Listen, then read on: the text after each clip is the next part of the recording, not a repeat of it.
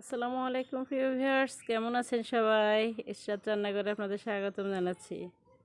Viewers, আপনারা এখানে দেখতে পাচ্ছেন একটা বড় ইলিশ মাছ আছে এবং কিছু লতি তরকারি আছে।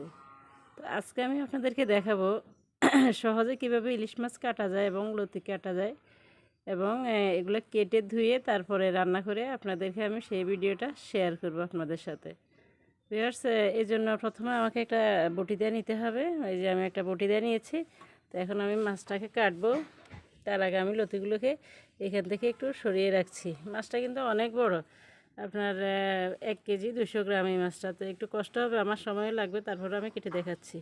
হ্যাঁ, প্রথমে আমি মাছটাকে ধুয়েতে তুলে নেব। তারপরে অনেক বড় মাছ, প্রথমে কানের এই পাশের এটাকে আমি কেটে দিব।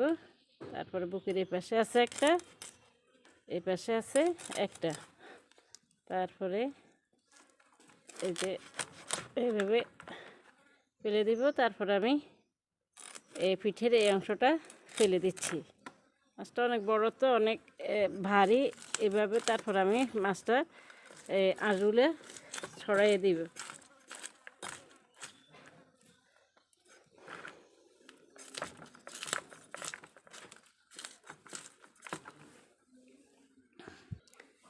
ভিউয়ার্স, মোটামুটি আমার মাছটা আঁশগুলো ছড়ানো হয়েছে। তো এবার আমি ধরে মাছটাকে এভাবে পেটের এই অংশ থেকে, এই যে একটা ব্লেডের মতো চিকন ধার আছে, এটাকে আমি ফেলে দিব। না হয় এটা খাওয়ার সময়, কুটার পরে যখন আমি রান্না করব, খাওয়ার সময় কিন্তু হাতে টাতে লাগলে হাত কেটে যাবে। এই যে এভাবে সোজা করে ধরে তারপরে কেটে দিতে হবে। এই শেষ। এবার মাছটাতে সম্ভবত ডিম হয়েছে। এবার আমি মাছের পেটটাকে কাটবো। প্রথম বুক থেকে কাটবো, কান থেকে কমপক্ষে 1 ইঞ্চি নিচে। তাহলে আমার মাথাটা বড় হবে, আর ভিতরে যে ফিট থাকে ঝোলার মধ্যে, সেটা আর কাটবে না। এইভাবে ঘুরিয়ে ঘুরিয়ে নিয়ে আমি মাছটাকে কেটে নিচ্ছি। হ্যাঁ, আমার ডিম হয়েছে মাছে। এই যে আমি মাথাটা কাটলাম, রাখলাম আমি এখানে। তারপর দেখেন আপনারা, এই যে কত বড় ডিম হয়েছে। মাছও বড়, ডিমটাও বড়। তো এখন আমি ডিমটাকে বের করে দেখাচ্ছি আপনাদেরকে।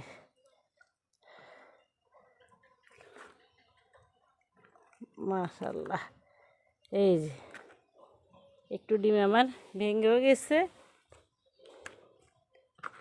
এই যে ডিম, এটা এই যে।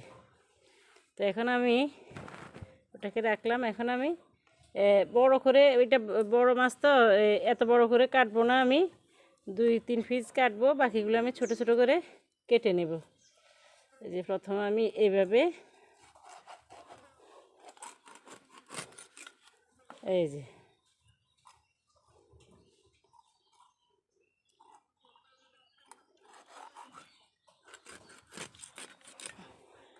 এভাবে পিস পিস আমি করব। মোটামুটি আমার মাছটা কাটা হয়েছে। তো এখন আমি এই যে আমি এই বুকের মাছটা এইভাবে কাটছি। নাবির মাছটা অনেকে অনেক পছন্দ করে, আমার ঘরের লোকজনও পছন্দ করে। তো সেই হিসাবে আমি একটু বড় করে এভাবে কাটছি, আর বাকি মাছগুলো এই যে আমি এভাবে কাটলাম। তো এখন আমি মাথাটা পরিষ্কার করানো দেখাই দিচ্ছি আপনাদেরকে। এই যে আমার কিন্তু ফিটটা কাটে নাই। যদি আমি কানের সাথে কাটতাম, তাহলে কিন্তু ফিটটা কেটে যেত। ফিটটা কাটে না। এই যে ফিটটা আমি ফেলে দিলাম। ঝোলাটা আমি পরে পরিষ্কার করে নিব। তো এটার ভিতরে, এই যে মাথার ভিতরে একটা অতিরিক্ত অংশ আছে, এটাকে ফেলে দিতে হবে। এই যে এটা ফেলে দিতে হবে।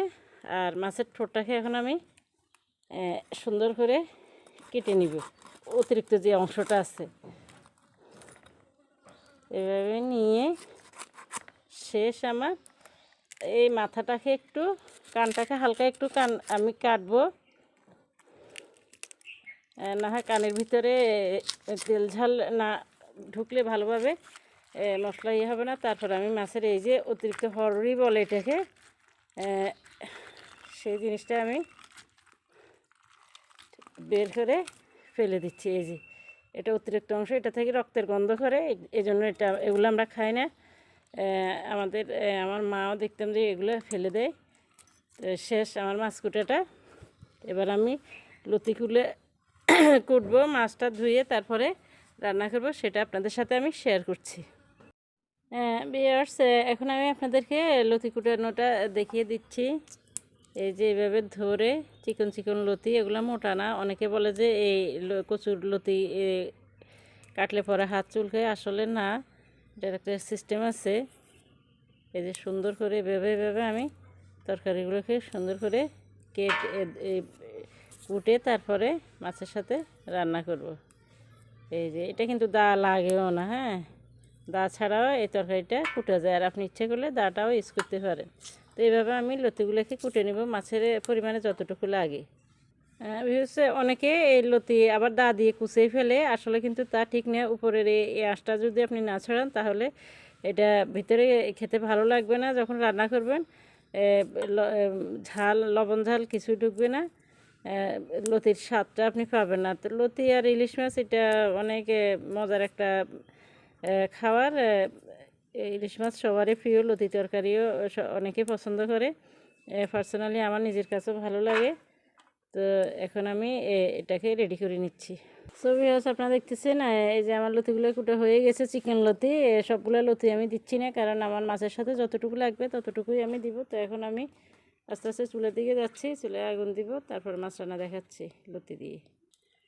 ভিউয়ার্স, আপনারা দেখতে পাচ্ছেন আমি চুলে আগুন দিয়েছি। তারপরে এই যে দুইটা কড়াই আমি দিয়েছি, এই পাশের কড়াইতে, ডান পাশের কড়াইতে একটা কড়াইতে পানি দিয়েছি। আমি পানিটা একটু গরম করে তারপর লতি তরকারিটা একটু ভাপ দিয়ে নেব, না হয় যদি চুলকায়। আর এই পাশের কড়াইতে এখন আমি মাছটা রান্না করব। মাছটা রান্না করতে আমার যা লাগছে, তেল, রসুন, তারপরে পেঁয়াজ কুচি, রসুন কুচি, কাঁচামরিচ কুচি, ধনে পাতা কুচি, হলুদ, মরিচ গুঁড়ো, আর এই যে মাছের ডিম। তো মাছের ডিমটাকে আমি এভাবে রান্না করব না, মাছের ডিমটাকে আমি হয়তো ভাজি করব। দেখি কি করা যায়। এর মধ্যে আমার কড়াইটা গরম হয়ে গেছে। আমি দিয়ে দিলাম সামান্য একটু সরিষার তেল দিলাম, রান্নাতে আমি সরিষার তেল ইউজ করি। তারপর আমি এই যে রসুন কুচিটা দিয়ে দিলাম, তারপর পেঁয়াজ কুচিগুলো আমি দিয়ে দিচ্ছি। এবার আমি রসুন বাটা দিয়ে দেবে 1 চামচ, সামান্য একটু জিরা দিব। মোটামুটি আপাতত এখন আর আমার লাগবে না মশলা। এই যে এগুলোকে আমি ভালোভাবে কষিয়ে, ওদিকে আমার পানিটাও গরম হচ্ছে, পানিটা ফুটে উঠলে আমি লতি তরকারিটা দিয়ে 1-2 মিনিট রেখে তারপরে নামিয়ে নিচ্ছি। মশলাটা কষে গেছে, এবার আমি হলুদের গুঁড়োটা এটার মধ্যে দিয়ে দিচ্ছি যতটুকু লাগবে।